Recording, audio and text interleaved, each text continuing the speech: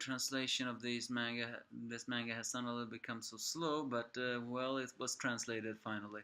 The Nanatsu no Taizai chapter 230 of this chapter, and I am, of course, the angry enemy fan, the despair reviewer. Last time, Escanor decided to take care of Meliodas, whose power has gotten out of control. Well, apparently that is an understatement. Apparently, according to Merlin, the he Meliodas decided, in order to break through that impenetrable Mera spell, he practically let out everything he had, his entire demon power. But since he has died and been reincarnated and lost his emotions, doing that robbed him more of his feelings and emotion, effectively making him just that fear demon that Mera currently is trembling at, because even she fears this way. She calls this his assault mode. Don't know. Well, that's kind of a corner name for something as terrifying as this.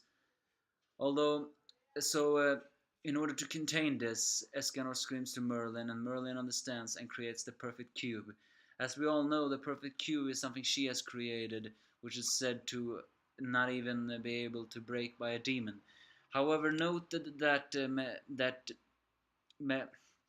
Eliodas broke through a cocoon of darkness that Mariskaila bragged was also impenetrable. Isn't it a very high chance that these two superpowers are gonna break the perfect cube? Don't get me wrong, I hope they don't, but I'm just saying. Of course, Mariskaila suddenly becomes all smug as soon as that happens, because according to her, not knowing the fact that every sin besides Ban, by the way, have powered up, proclaims that now all of the seven deadly sins are her prey, since Escanor and Meliodas is still away. Ban decides to take Mariskalla's heart, but it turns out that when she's in a snake form, she can switch her heart, so Fox Hunt is revealed to well be pretty difficult to take the heart. It seems that even though Ban has a lower power level than most people, of the demons at least, it seems though his Fox Hunt actually is pretty powerful, even against someone who's a weak power level.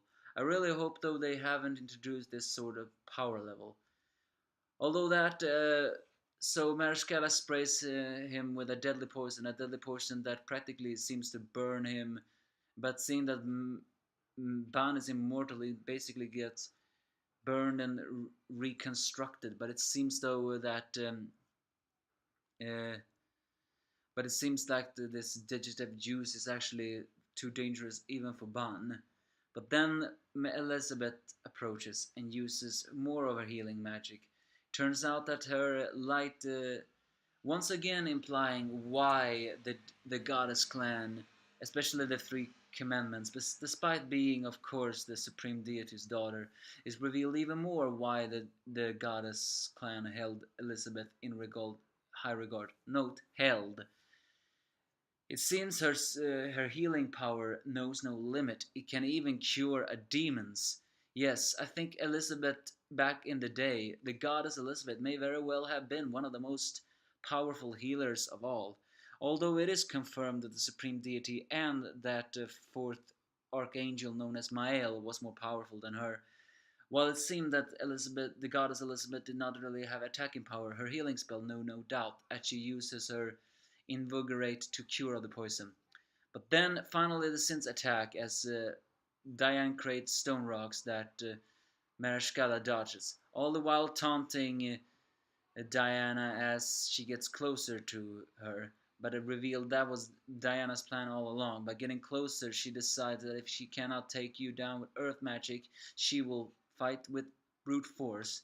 And she does indeed, punches Mariskala and smashes her with her hammer. As she compares that, Mariskala compares that power to Dolor. King follows suit and immediately slashes Marashkala with his bumblebee. It's pretty ironic though that his wings are still short in compared to his sister. Marashkala compares this to Gloxnia. And now, after that, she finally remembers what Meliodas bragged to her. The seven deadly sins were gathered to defeat the Ten Commandments. Back then, I mean, until Diana and King and even Gother had that training, it was true. None of them would have been able to stand up to Ten Commandments. Although Ban did a pretty good job before. I mean, Escanor and Meliodas was the exception. But now they truly are the threat to take down the Ten Commandments. Merlin says to Marishkala it was her conceit that cost her this victory. So Elaine traps Marishkala in tempests in order to prevent her from fleeing, saying that kill her now, even if that will cost me. But then Elizabeth steps forward and decides to try a third option, though a new holy attack called Tranquilus that purifies Marishkala. Note, it does not cure her of her evil. In fact, it reveals her true form. It reveals the fact that the reason why Marishkala is can transform into a giant snake is because just like the doll Gother and just like well Grey Road, who were just a bunch of grey demons into one, turns out that Marashkala wasn't necessarily a demon, more like a snake demon that bathed in something called miasma for 300 years or uh, more or something like that in the demon world. That apparently gave her the magic power to become a Ten Commandments, and maybe may allowed her to be merged into uh, human form. So that finally, but with that, Marishkala is finally a snake, so Merlin traps her into a jar, revealing the third option, not killing her, therefore not killing Elaine, but trapping her into the next experimental of Merlin. Maybe if Merlin experiments, she can reverse the soul power. Who knows? At the perfect cube, Mescanor can only find the transformation of Meliodas intriguing. Wondering if his words get through to him, Meliodas shows his true terrifying face, calling Escanor a lovely human, and proclaims himself now to be the leader of the Ten Commandments, proving that yes, Meliodas' reason really has vanished. And once again also showing that the demons, while they may have suffered in war, they were hypocrites. The fact that they really claim that, the fact that Meliodas calls Escanor a vile, lowly human. They say they wanted to help other species who lived in, pain, but this is just a very big bunch of lies. They really hated humans. I don't know why, but at the same time I do know why. The humans were pretty selfish, more than other species. But now pride and wrath will clash, and next chapters will apparently be two, meaning that next chapter is not going to be that good. It's probably just going to be despair, and then finally it's going to be hope. All in all, who's going to win this fight? Whoever is going to win, people are going to complain because, well, for that reason and that reason. If you ask me, I really hope Escanor is the winner. Why? Because, well, again, the demons call humans lowly and vile, and Escanor is the strongest there is. It's just such sweet karma.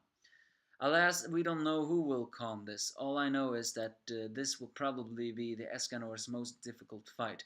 But will he snap the Meliodas back to his senses? I don't know. You give me your thoughts if you have any.